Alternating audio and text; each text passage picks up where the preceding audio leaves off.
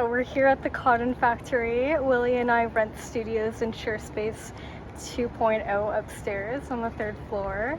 Yeah, so I was walking around trying to find out where to paint, and then this Imperial Cotton Co., Hamilton, Ontario, just stood out to me.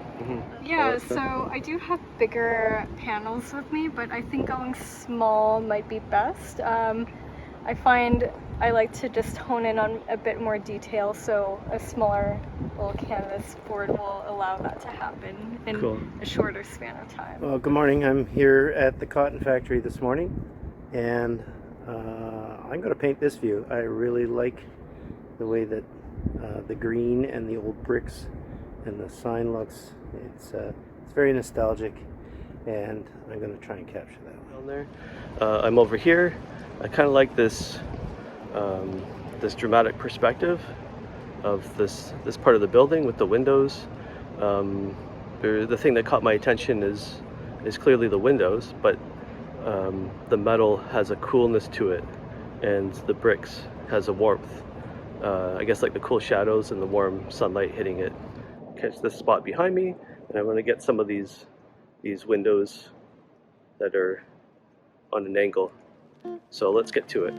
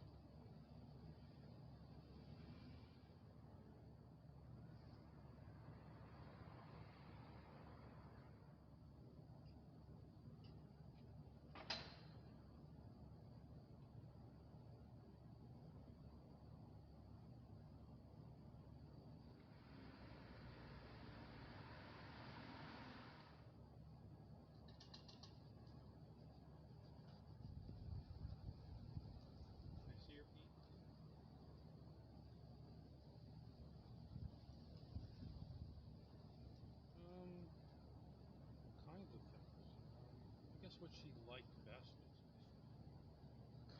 She was going to animate a book for a friend thing. Tell me where.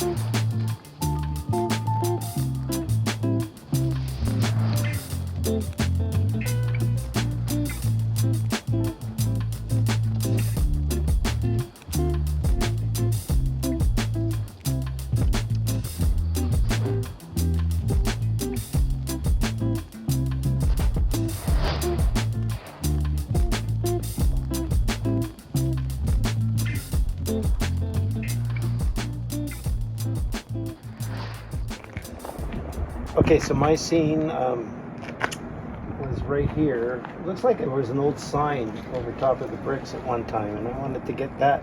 But the shadows of the lamps really got to me when I first got here in the morning. So I put them in, but look how much they've traveled already. So Yeah. like you said earlier, the light was moving. It was a serious challenge. Yeah.